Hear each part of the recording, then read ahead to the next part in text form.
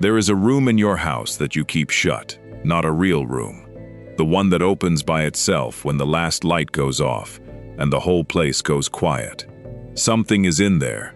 You have never told a living soul. I have known what it is for 60 years. Tonight I am going to tell you the one thing about it that will finally let you set it down. You know exactly what I mean. You did not have to think. It surfaced just now, the way it always does. Not as a story, as a feeling in the chest, and then a picture, and then the old work of pushing it back under. Do not turn this off here. What I am about to say is not about the thing itself. You have carried it a long time, through the years of raising people, through the working years, through the funerals. It came with you into every room you ever walked into, and in all that time, you never once said it out loud, because you were certain of what would happen if you did. They would look at you differently. That is what you were certain of. So you built a life on top of it. A good life, mostly. But you lived it the way a person lives in a house, with one door locked. Always slightly aware of the locked door. Always steering the conversation gently away from that hallway. 60 years of gentle steering. It becomes a skill. I want you to see something about those years first. Here is the first true thing. You have never once been alone with it. Not one night of the 60. Not the night it happened, and not the 10,000 nights since. You believed you were carrying it in secret. What you were actually doing was carrying it beside me, in a room I was already sitting in, about a thing I already knew every detail of. There was never a moment when I found out. There was never a moment when I could have found out, because there was never a moment when I did not know. Sit with that before I go on. It changes the shape of the whole thing. You have been bracing for 60 years against a discovery that already happened, before you were old enough to be afraid of it. And in all those years, watch what I did not do. I did not withdraw. I did not go quiet on you. I did not wait at a distance until you cleaned it up. Every time you came to me, in a pew or in a car, or at a kitchen sink, I was there, exactly the same way I had always been. You thought that was because I had not seen. It was because I had. Go back to one of those nights. Pick any one of them. The house asleep. You awake. The thing turning over in you, the way it does at 3 in the morning, when there is nothing else to look at. You thought you were alone in there with it. You were not. I sat through every one of those hours, not waiting for you to confess, not holding anything back until you did. Just there, the way someone stays in a hospital room overnight without needing the person in the bed to say a word. That is what those nights actually were. You have been remembering them wrong for a very long time. There is more, and the second thing is the one that undoes the shame. Here is the second true thing. The very part of you that made you certain you were disqualified is the part that makes this unbreakable.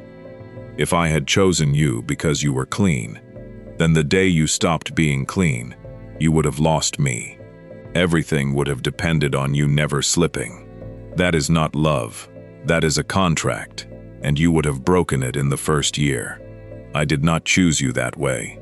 I chose you knowing. All of it, every corner, the whole ledger, before you had done a single thing on it. Nothing I learned afterward could unchoose you, because there was nothing left to learn. If a room in you just went quiet, type Amen below. One word. Let it be said out loud for the first time in 60 years. I know what that costs at your age. Say it anyway. Now, let me tell you what the secret actually cost you, because it was not what you think. You believed the cost was the guilt. It was not. Guilt would have been the smaller price. The real cost was that you never let anyone all the way in, not your closest people, not the ones who loved you longest. Think about how you were with the people closest to you, your husband or your wife, the friend who knew you longest. your own children. There was a point in every conversation where you turned, a place you would walk up to and not past. They may never have noticed the turn. You noticed it every single time, because you were the one making it. And here is what that did across the years. It taught you that being loved and being known were two different things, and that you could only have one of them. So you chose being loved, and you paid for it, with a kind of solitude that no amount of company ever touched. That solitude was not the punishment for the secret. It was the price of the hiding, and those are not the same thing at all. Breathe with me here. In, he already knew. Out, he stayed anyway. In, there is nothing left to find out. Out, and he is still here. Watch what it did to the people around you. Every relationship you had was conducted at a certain distance, and you set that distance yourself, and you set it the same distance every time. Just close enough to be loved, never close enough to be found out. That is why the loneliness never quite lifted, even in the crowded years. You were in the room with people, and the part of you that most needed to be met was in the locked hallway, with the door pulled to. I am not saying this to add another weight. I am saying it because it is over now. Over does not mean forgotten. It means it no longer decides anything. The thing in that room is still a thing that happened. I am not going to pretend history away. What has changed is what it is allowed to do. For 60 years, it has been allowed to set the temperature of every room you walked into. That authority is what I am taking from it tonight. There is one more cost, and it is the one you never counted. Here is what it did to every good thing that came near you. You have spent decades interpreting your own life through that one thing. Every good thing that came to you got quietly discounted. Every kindness got filed as something you did not deserve. Every time someone praised you, a voice underneath said, "They do not know." So you never received any of it.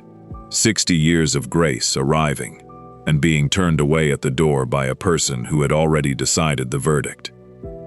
Let me name a few of the things you refused, since I know you never will. The people who chose you and stayed. The years you were trusted with things no one trusts a careless person with. The forgiveness you gave others so readily, out of a knowledge of failure you would never claim for yourself. You were kinder than most people because of what you carried. You did not know that. You thought it only made you smaller. Now watch what I do with things like yours, because it is the opposite of what you expect. Think of the ones in my book who carried something.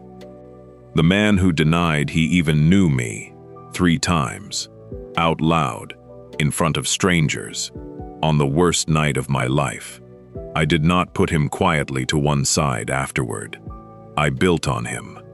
The man who had held the coats while they killed my people, and later wrote half of what you have read your whole life. The woman at the well, with a history the whole town could recite, who ran back into that town and became the first person there to tell anyone about me. Watch how often the thing a person was most ashamed of turned out to be the exact place I did my clearest work, not despite it, through it. I have never once needed a clean history. I have only ever needed an open hand. Let me speak now to the particular shape of yours. One of these is closer than the rest, to the one whose secret is something you did, to an act, a choice, a season you would give anything to undo, that hurt someone who may not even know. I am not going to tell you it was nothing. It was something, but it is not the last word about you, and it has not been the last word for a long time. What you have called an unforgivable thing, I have called forgiven, and I have called it that since before you asked. To the one whose secret is something done to you, something you were made to carry, that was never yours, and you have spent a lifetime feeling dirty for a thing you did not choose. Hear me carefully. That was never counted to you, not for 1 second. The shame you have been carrying belongs to someone else, and you have been paying a debt that was never entered in your name. And there is one more before those two, to the one whose secret is a thought, something you have felt for years, or doubted for years, or wanted for years, that would frighten the people in your church if they knew. You are not the only one in that building. You have never been the only one in that building. And I have not been startled by a human heart in all of history. Two more. Stay for them.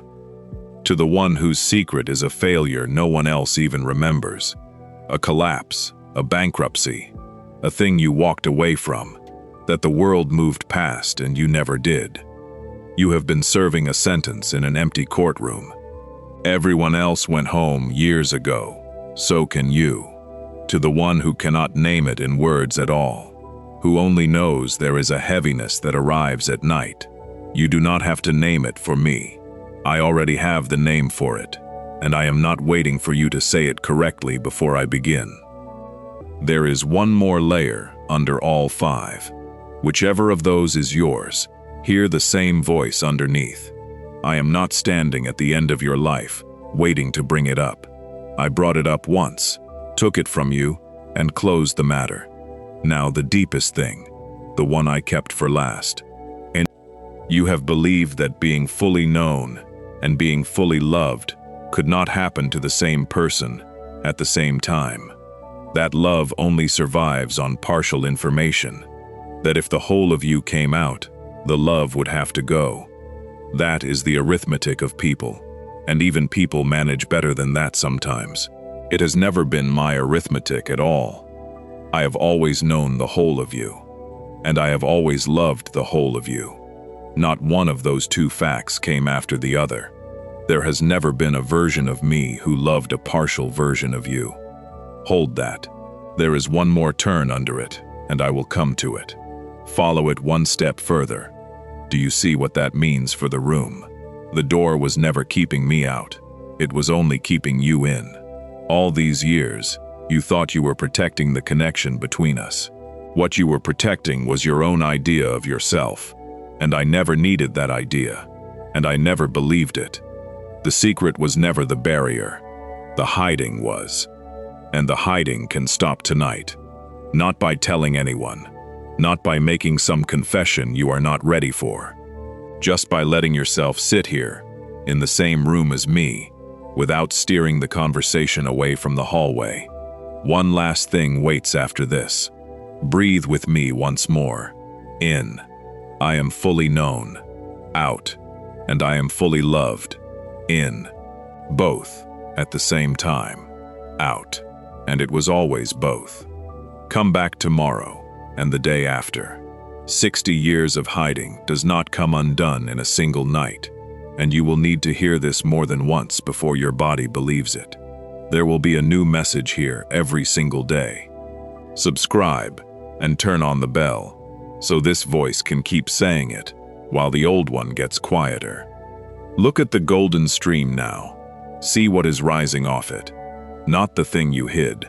That is gone, and it did not sink into the water. It was taken out of it. What rises now is everything the hiding cost you. Every year of distance. Every conversation you held at arm's length. It lifts off the surface in the light, and it does not come back down. There is a door at the end of it, and at the end of the stream, a doorway of warm light, standing open in the dark.